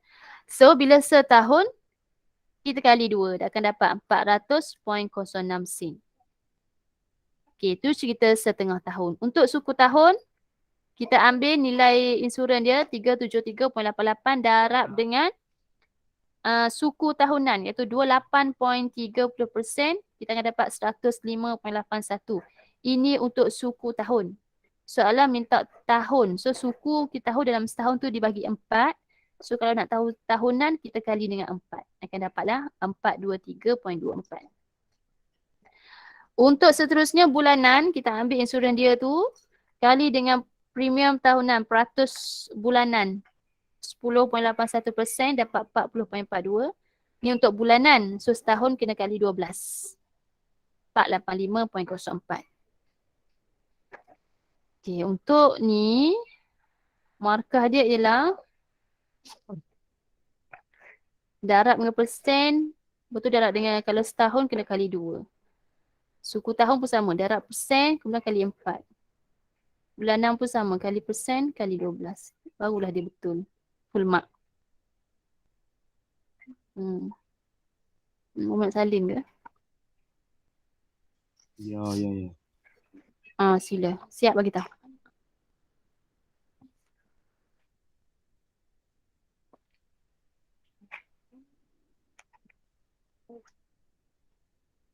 Siap. Siap. Nabilah siap. Tu Nabilah tu. Suara Nabilah. Ya. Yang lain siap dah? Dah cikgu. Belum ada yang belum.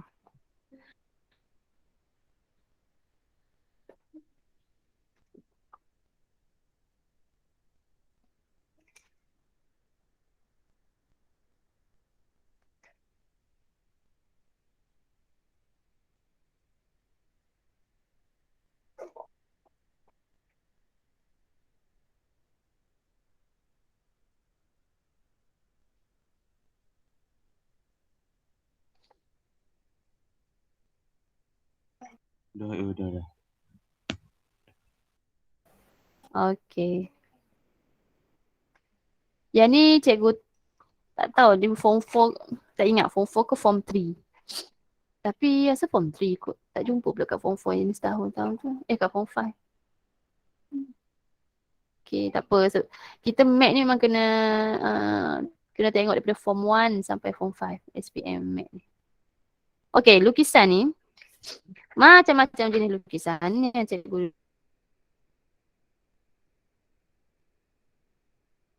terima.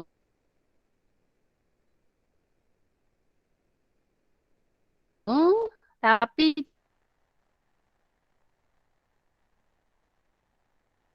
cikgu nak cerita pasal skema dia. Masa camp matematik hari first day hari Cikgu Hana yang terangkan tajuk ni kat kan.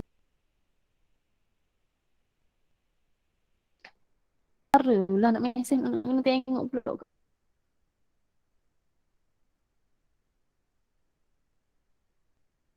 Mesin apa dia? Cikgu lab. Okey dah, dengar tak cikgu? Mak lab dah.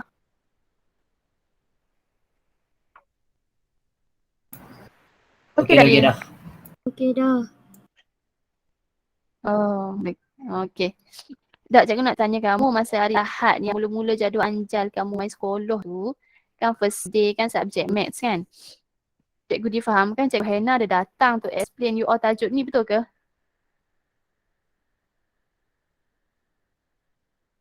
Ya. Ya. Okey. Apa Cikgu Hana cerita apa? Kami buat lepas bincang. Buat bincang macam betul kedok kamu lukis benda tu Ke ada tambahan apa-apa dia cerita? Dari segi penandaan. Dari segi penandaan cerita macam mana? Cikgu Hena kata kalau tak yakin tak payah label. Betul. Yes, label memang tak tengok pun dalam SPM. Lagi?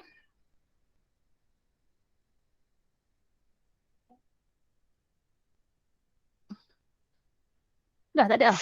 Tu je. Uh, berkaitan dengan garis dalam bentuk tu. Okey, kenapa garis tu? Kalau ada bentuk belakang tu kita kena buat dia punya garis bayangan. Kan dia putus-putus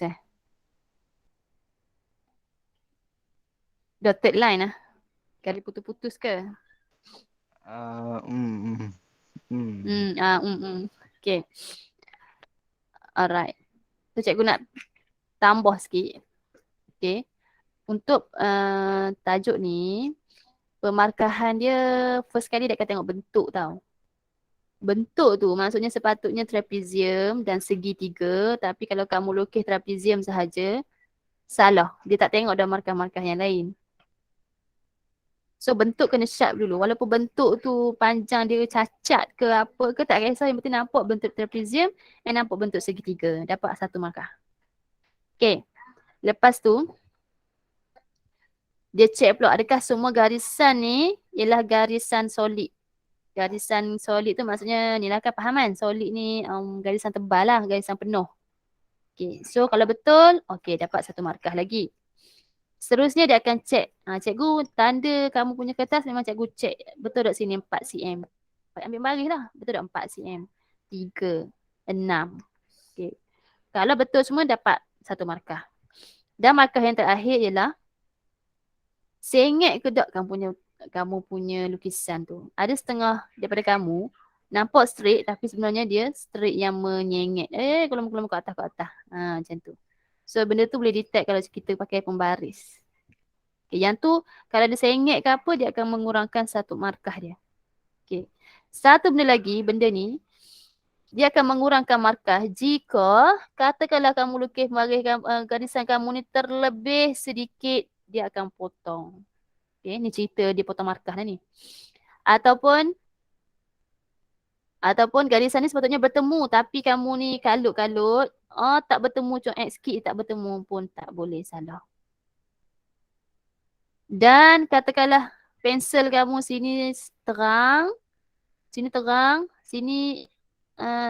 segam mati tak mau, tak nampak, pun boleh potong markah. Okay. Dan untuk KSSM ni, penting benda ni, nampak tak? Benda ni akan membantu kamu bagi bentuk kamu tu tak lari. Ada setengah daripada kamu, sebab lukisan kamu sepatutnya duduk macam ni lah. Jarak dia ni sama sebelah menyebelah. Ada setengah kamu sini kat sini, lepas tu yang ni ratas sikit. Jungkit kat atas tu. Duduk sini. Tapi tak apalah, cikgu terima lah juga kot kamu tak tahu kan. Tapi ni dah tahu dah ni, kena alert lah nah. Binaan-binaan ni pun yang soalan hanya bagi yang ni je kan, yang ni je.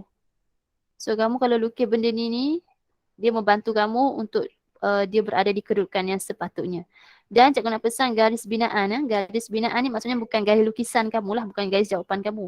Garis binaan kamu ni mesti tak terang. Jangan terang, jangan bagi sama terang dia dengan yang kamu nak lukis jawapan. Tak mau, dia kena slow je, just bagi kamu bagi rujuk sahaja. Okay, yang kena bagi terang betul-betul ialah yang ni lah. Lukisan segi 4, segi 3. Trapezium segi 3. Okay, nak cerita pada bentuk ni pula. Mula-mula cikgu cek, cikgu kena tengok segi 4 sama. Sebut segi 4 sama tu cikgu akan ambil baris lah, tengok sama tak. Okay, sama, dapat markah. Kemudian kena ada garis putus ni. Kalau tak ada, okay, ada garis putus ni baru dapat markah yang seterusnya. Lepas tu markah yang seterusnya lagi, cek dia punya panjang ni. Berapa cm ni, yang ni patutnya 2, yang ni 6, yang ni, sorry. Yang ni 2, yang ni 4, yang ni 6. Okay. Dah betul semua, barulah cikgu akan cek kamu punya apa ni, ukuran dan kekemasan. Kekemasan tu maksudnya ada antara kamu ni dia lukis macam ni. Oops, sengit pula dah. Okay, dia lukis. Segi 4 tu comel dah. Segi 4 comel dah. Tapi kan sini ni tak betul-betul ujung. Maksudnya dia start sini. Start sini, tu dia pergi situ. Start sini pun tak boleh salah. Boleh potong markah, boleh menyebabkan kamu kehilangan markah. Lepas tu ni, bucu ni. Tak bertemu sama-sama dia. Dia jadi macam tak bertemu gini, ada macam ni. Bertemu awal, tak temu pada dia punya ni. Tak boleh. Dia sangat rigid. Sangat details. Okay. So yang ni lepas kalau kamu buat latihan ke, lepas buat mai tunjuk kat cikgu. Cikgu boleh cerita apa kesalahan kamu buat lagi. Okay. Boleh ha? Next kita nak pergi kepada soalan 16. Okay. Soalan 16A ni kira min. Min titik tengah darab frekuensi. Maksudnya 1 hingga 50 ni kira titik tengah dia.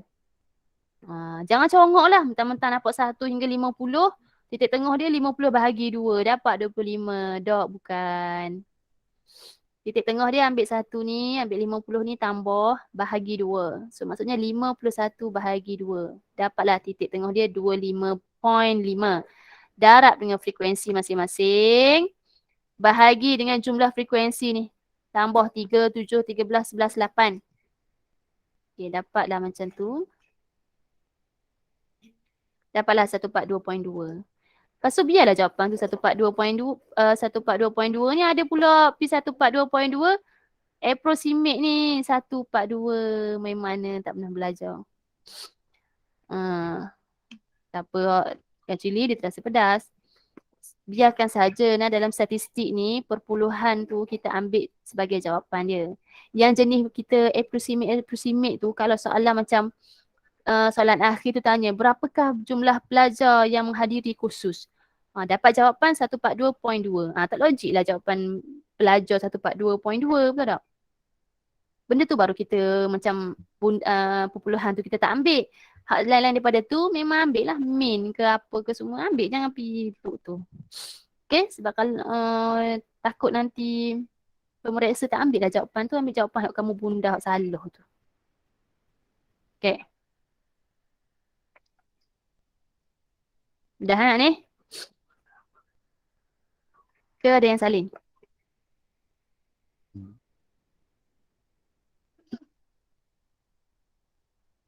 Dah. Dah, yo. Okay. Lepas tu soalan ni, ni banyakkannya ramai masalah ni. Mari kita tengok. Okay, kebarangkalian tingkatan 4 lah 1/10. Kebarangkalian tingkatan 5 3/4. Calculate kebarangkalian tingkatan 4 dan tingkatan 5 dipilih. Yang ni ramai betul kan. Sebab boleh nampak dan ni dia darab. Darab lah kebarangkalian tingkatan 4 dengan tingkatan 5. Darab dapat jawapan.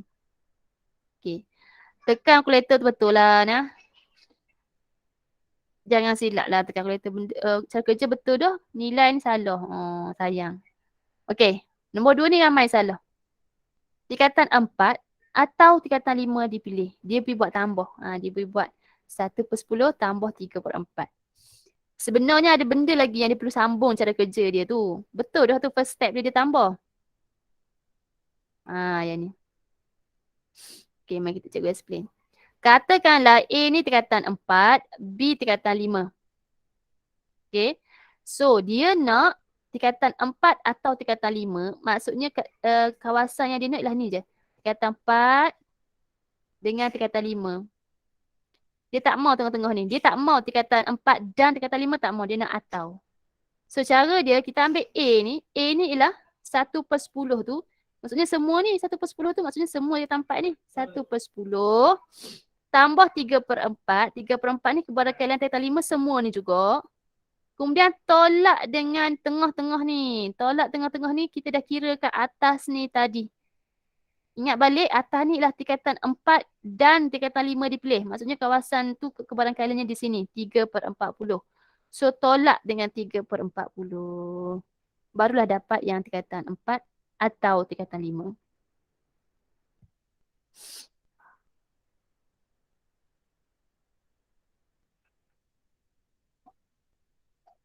Okey. Ada tak masih celaru ke, tak faham ke, main tanya.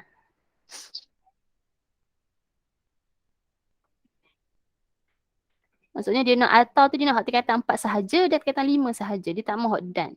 Tak mahu tengah ni, tolak lah. Lepas tu, yang ketiga, tingkatan 5 sahaja dia pilih. Okey. Tingkatan 4 tadi cerita dia, kebarangkalian tingkatan 4 ialah 1/10. So, 9/10 lagi ialah kebarangkalian tingkatan 5 dipilih lah. So, ambil lah 9/10 darab dengan kebarangkalian tingkatan 5 yang dia nyatakan dah tadi 3/4 tu. So, darab selesai. 27/40.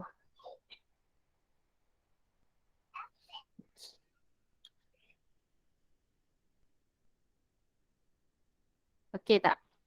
Tak faham. Tak faham kat mana? Hak nombor 3 ke 2? Nombor 3 je. Nombor 3. Okey.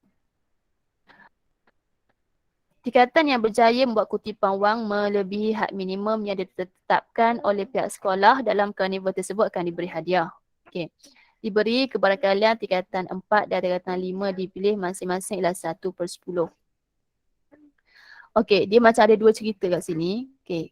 Kebarangkalian tingkatan 4 dipilih 1/10. Dan untuk 1/10 ni, tingkatan 5 dia akan terpilih 9/10. Untuk tingkatan 5 yang 3/4 ni, 1/4 lagi ialah kebarangkalian untuk tingkatan 4 dipilih. Okay. So bila dia tanya tingkatan 5 sahaja yang dia pilih, dia akan ambil yang 1/10 ni, dia akan ambil 9/10. Dan yang ni dia akan ambil 3/4. Itulah kebarangkalian tingkatan 5 sahaja dipilih. Katakanlah dia ubah soalan, tingkatan 4 sahaja dipilih.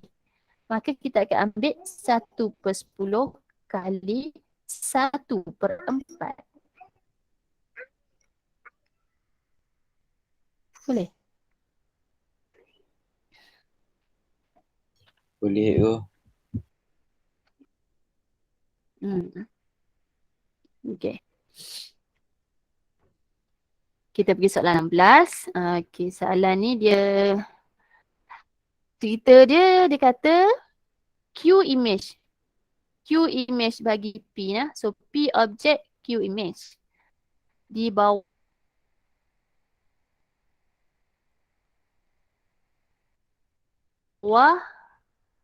VU. So kalau VU ni, U yang akan berlaku dulu. So U, dia soalan pertama pun dia tanya U dahulu. So apa yang berlaku dulu?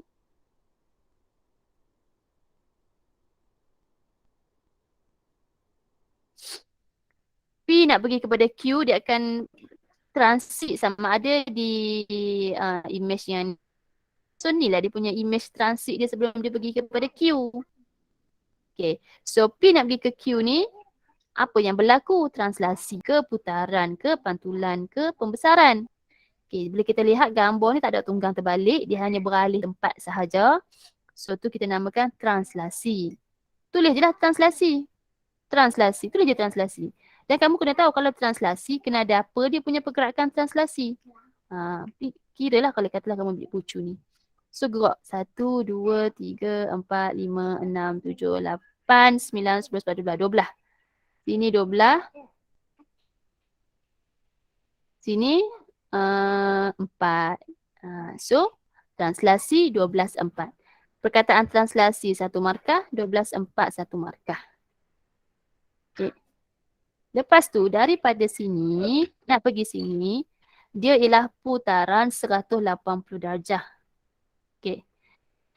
Tapi untuk putaran 180 darjah nak cari pusat senang sahaja, iaitu objek dengan image tu kita garis. Ambil dua pasangan objek image garis, dia bersilang di sini. So sebenarnya dia bersilang ni dekat koordinat 15 dan 7.5. Tapi koordinat ni mana ada macam 7.5 macam tu, tak ada. Okay. Dia jarang dibagi koordinat macam tu. So, cikgu dengan cikgu-cikgu mat jenan yang lain, kita orang decide untuk terima jawapan putaran 180 darjah. Pusat ni, tulis pusat apa-apa pun kami terima. Walaupun sebenarnya pusat dia dah 15.7.5. Okay. So, untuk putaran ni, pemakahan dia adalah putaran 180 darjah pusat dia. Okay. Ejaan kena betul. Putaran lah. Lepas tu kalau 180 darjah kita boleh abaikan sama ada ikut arah jam ke lawan arah jam ke, kita abaikan sebab kalau dia pusing kat ni pun dia akan berhenti di Q.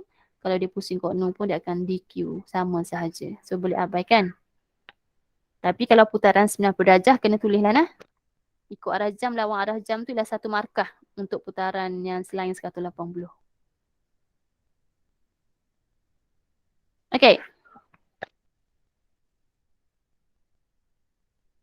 Okay, nak pergi soalan yang terakhir.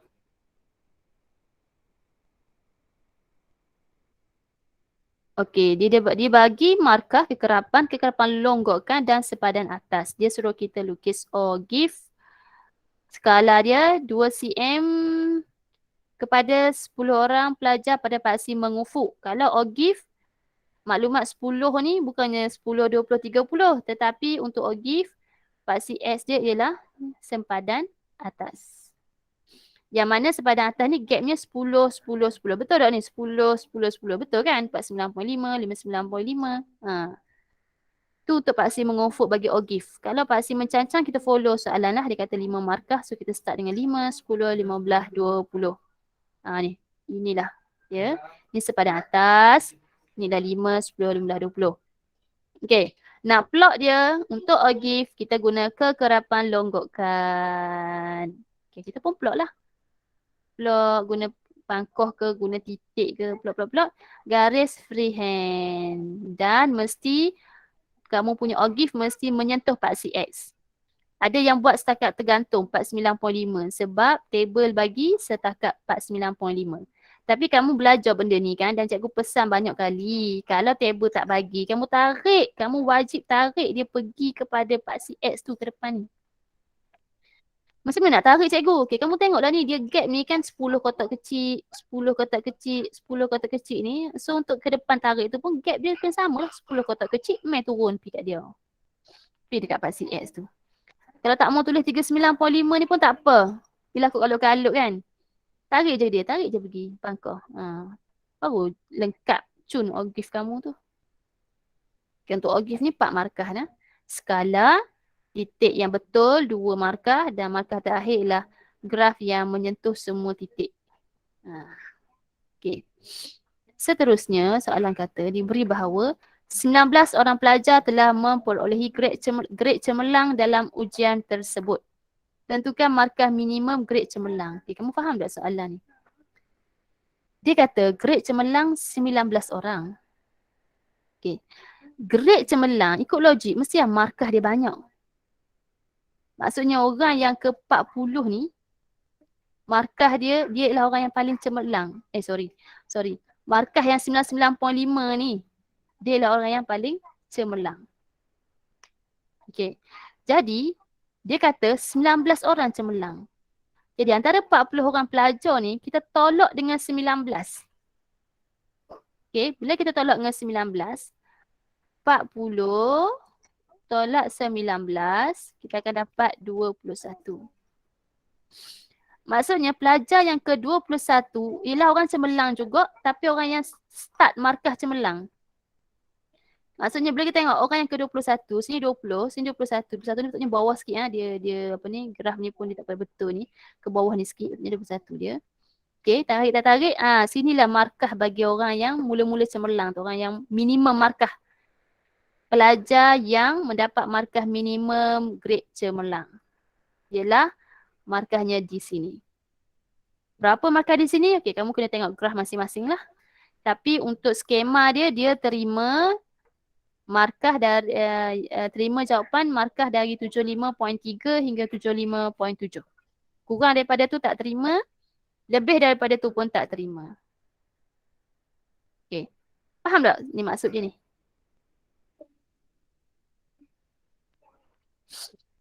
Faham you. Faham Okay, faham Alhamdulillah. Okay, so selesai yang tu dia mai pula soalan ni. Aida ni. Min markah bagi 4 subjek 67.5. Okay, so min 4 subjek 67.5. Formula min ialah sigma X bahagi dengan N iaitu 67.5.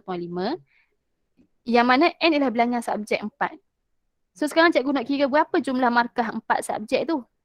So 4 darab dengan 67.5, 270. Maksudnya 270 tu ialah markah bio tambah markah fizik tambah markah kimia tambah markah MAT ialah 270. Setelah bincang-bincang dia kata okey ada penambahan. Ada markah tambahan matematik tambahan. Sekejap. Diberi markah tambahan kimia adalah 2 kali ganda markah tambahan ADMAT. Okey, katakanlah markah tambahan ADMAT ialah X. So kimia ialah 2 kali ganda X lah. Okey, sekarang ni ada tambahan markah ni. Dari 270 ni tambah markah ADMAT, tambah markah si kimia bahagi dengan masih 4 subjek iaitu biofizik, kimia, ADMAT. Tapi min yang baru dinyatakan kat sini iaitu ni, min markah subjek elektif barunya ialah 70.5. So kita akan equalkan dengan 70.5. So kita cari dulu X berapa bila kamu kira-kira pindah-pindah. X ialah 4. Maksudnya markah ADMAT dia tambah 4 markah. So soalan tanya, hitung tambahan markah bagi subjek kimia. So kimia kan 2 kali ganda ADMAT tadi. So 2 kali 4 ialah 8.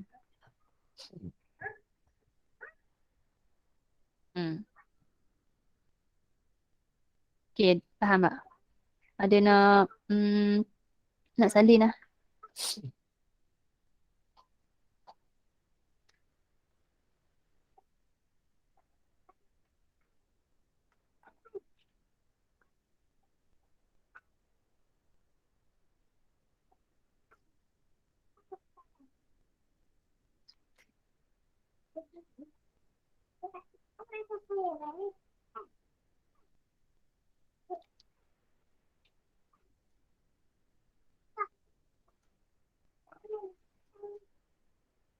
Dah.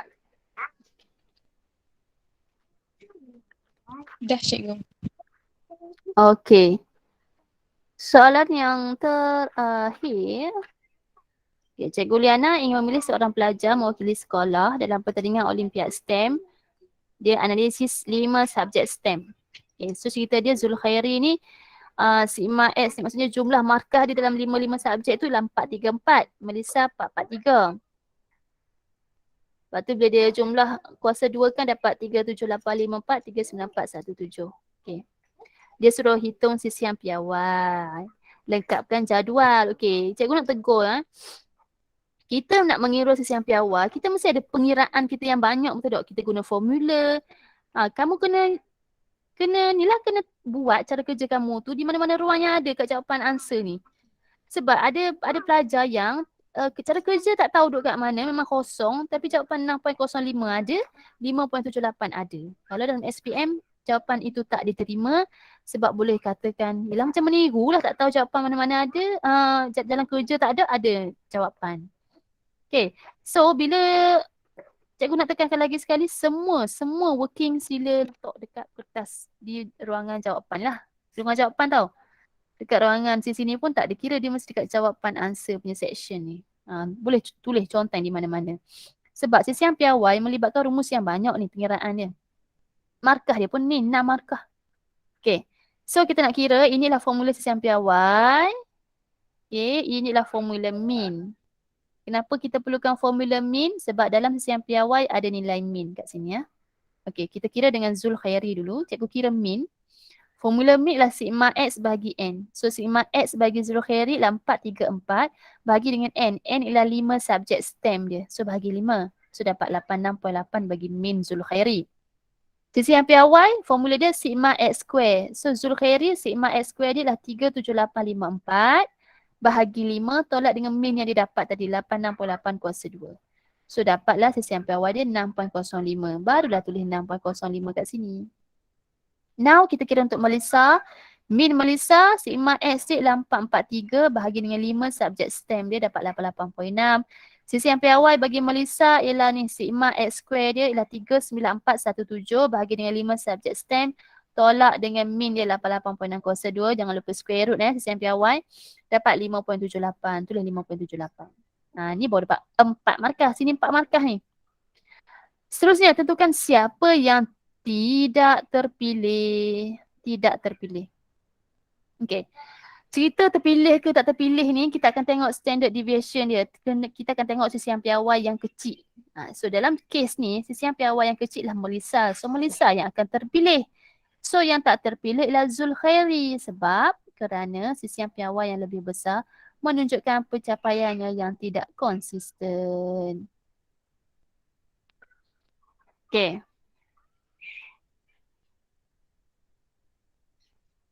Salin.